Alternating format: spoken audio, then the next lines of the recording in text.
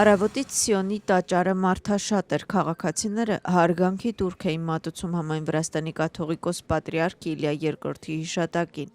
Հիշեցնենք, Վրաստանի 141-րդ կաթողիկոս պատրիարք Իլիա II մահացել է մարտի 17-ին 93 տարեկան հասակում։ Նրան հուղարկավորել են Սիոնի տաճարում։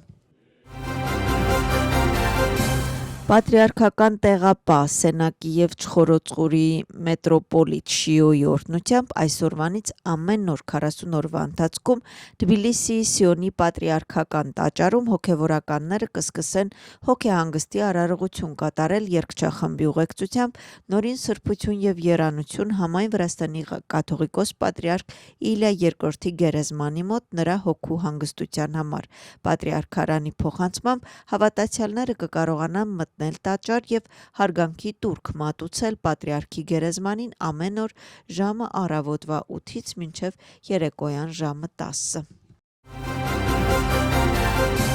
Երրորդության տաճարից մինչև Սիոնի տաճար նորին սրբություն և երանության Իլիա II-ին քաղաքացիները ճանապարհորդեցին մոմերով, դրոշներով և ծաղիկներով։ Մարդկանց անդադար հոսքը ձգվում էր ողջ պարագծով։ Եկեղեցական համայնքը առավոտից սպասում էր հրաժեշտ տալ իր հոգևոր առաջնորդին։ «Մենք սիրում ենք քեզ, պատրիարք», բացականչում էին։ Երեկ Թբիլիսիում լռություն էր տիրում, չնայած այս լռությանը մի քանի անգամ խախտվեց ծափահարություններով։ Մարտի 18-ին մինչև մարտի 22-ը պատրիարքի երրորդության տաճար տեղափոխեցին, մինչև նրա թաղումը մարդկանց հոսքը դեպի տաճար չէր դադարում։ Քաղաքացիներ էին եկել տարածաշրջանից և աշխարհի տարբեր երկրներից։ Այս 5 օրերի ընթացքում մենք հրաշք տեսանք, հենց այսպիսին է վրացազգը, մենք գիտենք, թե ինչ է մեզ համար ամենակարևորը, իսկ մնացածը ինքնին ակնհայտ է։ Մենք այս ամենը ցույց տվեցինք ողջ աշխարհին։ Առաջին ալիքի եթերում պատրիարքին նվիրված հաղորդման ժամանակ մի քանի հայտարարություններ արվեցին։ Ելույթ ունեցան տարբեր ոլորտների ներկայացուցիչներ։ Ընդգծվեց, որ սրբությունը կարողացար իր մահով միավորել ազգը։ 100 հազարավոր քաղաքացիներ անկախ տարիքից, կրոնից և մասնագիտությունից միավորվել էին տաճարում։ Պետական անվտանգության ծառայության հաղորդմամբ այս տարվա մարտի 22-ին մոտավորապես ժամը 14:30-ին ներքին գործերի նախարարության անվտանգության ոստիկանության վարչություն է կատարվել 2 անանուն զանգ։ Ահաբեկչական գործողությունների մասին են հաղորդել։ Գերատեսչության հաղորդմամբ զանգահարողները հայտնել են, որ գտնվում են Սուրբ Երրորդության տաճարի մոտակայքում, զինված են հրազենով և ականապատել են Սուրբ Երրորդության տաճարի տարածքը։ Նրանց խոսքով, եթե տարհանումը չկայանա, մոտավորապես 20 րոպեվա ընթացքում տեղի կունենա պայթյուն։ Հետքերը թաքցնելու և ինքնությունը բարդացնելու համար զանգերի հեղինակը փոխել է ձայնը համապատասխան ծրագրաշարով, օգտագործել է օտարերկրյա պետության վիրտուալ հեռախոսահամար և թաքցրել է IP հասցեն։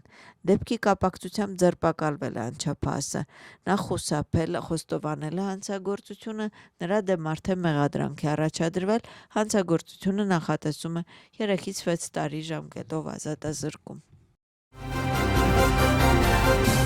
Վրաստանի առաջին տիկին Թամար Բագրադիոնին Վաշինգտոն է մեկնել ԱՄՆ-ի առաջին տիկին Մելանիա Թրամփի հրավերով։ Կմասնակցի «Միասին ավելի լավ ապագայի» համար խորագրով համաշխարհային գագաթնաժողովին։ Միջոցառման նպատակն է ապահովել առաջադեմ տեխնոլոգիաների անվտանգ և նորարարական օգտագործումը երեխաների կրթության, զարգացման և բարեկեցության խթանման համար։ Գագաթնաժողովի շրջանակներում Մելանիա Թրամփը Սպիտակ տանը կլոր սեղանի ձևաչափով կհյուրընկալի նախագահների տիկնանց։ Էներգետիկ ճգնաժամը շատ լուրջ է։ Համաշխարհային տնտեսությունը կանգնած է զգալի սպառնալիքի առջև։ Իրավիճակը ավելի վատ է, քան 1970 թվականներին էր, ասել է միջազգային էներգետիկ գործակալության գործադիր տնօրեն Ֆաթի Բիրոլը։ Նրա խոսքով այս խնդրի ամենակարևոր լուծումը Հորմուզի նեղուցի բացումն է։ Միջազգային էներգետիկ գործակալության գործադիր տնօրենը նշում է, որ կազմակերպությունը ռազմավարական պաշարներից արդեն հատկացրել է 400 միլիոն բարել նավթ, անհրաժեշտության դեպքում կհատկացնի ավելի։ Նավթիգինը շարունակում է աճել, այս մասին հաղորդում է BBC-ն։ Brent տեսակի նավթիգինը գերազանցել է $113։ Ճապոնիայի Nikkei ֆոնդային ինդեքսը նվազել է 3,5%-ով, իսկ Հարավային Կորեայի Kospi ինդեքսը 6,5%-ով։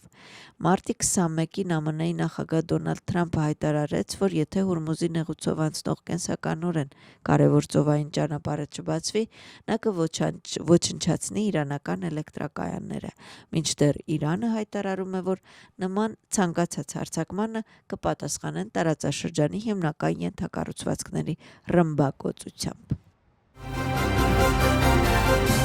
Մերձավոր Արևելքում իրավիճակը շարունակում է բարդ մնալ, Իսրայելը նոր լայնածավալ ավիահարված է հասցրել Իրանի դեմ։ Մայրաքաղաքի տարբեր մասերում լսվել են ուժեղ պայթյուններ։ Իսրայելի պաշտպանության ուժերի տվյալներով հարձակում ուղղված է եղել Թեհրանում գտնվող ահաբեկչական ռեժիմի ենթակառուցվածքների դեմ։ Միաժամանակ Իսրայելը շարունակում է հարվածներ հասցրել Լիբանանին։ Նրանց խոսքով Լիբանանում Իրանի և Հեզբոլլահի դեմ պայքարը կշարունակվի շաբաթներ։ Նրանք նաև ասում են, որ Իսրայելը թույլ չի տա Իրանին և նրա դաշնակիցներին սպառնալիք ներկայացնել Իսրայելի պետության համար։ Նոյեմբերի 7-ի գործով տեղի ունեցած Միխեիլ Սաակաշվիլիի հերթական դատավարությունը, նիստին ներկա էր նաև մեղադրյալը, խոսել է Իլյա II-ի մասին և նշել, որ պատրիարք հիվանդության վերջին պահերին մեկուսացված է եղել և նրան թույլ չեն տվել արտահայտել իր կարծիքը։ Այսօրվա դատավարության ժամանակ հետազոտվել են պետական մեղադրանքի ապացույցներ, հարցաքննվել է դատախազության կողմից ներկայացված մեկ վկա։ Պետական մեղադրանքը Միխեիլ Սաակաշվիլիին մեղադրում է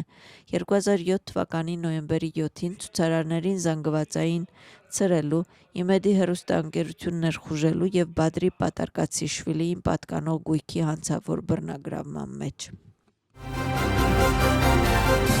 2026 թվականի հունվար-փետրվար ամիսներին տեղական արտահանման ծավալը աճել է 70%-ով և կազմել $660 միլիոն։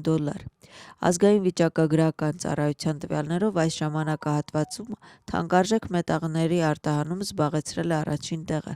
որին հաջորդում են նավթը, նավթամթերքը, իսկ ընկույզն ու ընկուզէնդեղենը երրորդ տեղում են։ Հիմնական արտահանող երկրներն են Չինաստանը, Ռուսաստանը և Թուրքիան։ 2 ոսկե և 4 բրոնզե մեդալ։ Սա վրացի ձյուդոիստների կողմից Թբիլիսիում կայացած մեծ սաղավարտի ավարտի արդյունքն է։ Իրակլի Դեմետրիշվիլին և Լուկա Մայսուրաձը նվաճեցին ոսկե մեդալներ, Ցաբա Ինանիշվիլին, Լուկա Ջավախիշվիլին, Թորնիկե Գիգաուրին և Գյորգի Լոլաձեն նվաճեցին բրոնզե մեդալներ։ Վրաստանի հավաքականը Թբիլիսիի մեծ սաղավարտը ավարտեց 6 մեդալով։ Մեր թիմը տղամարդկանց թիմային հաշվարկում զբաղեցրեց առաջին տեղը։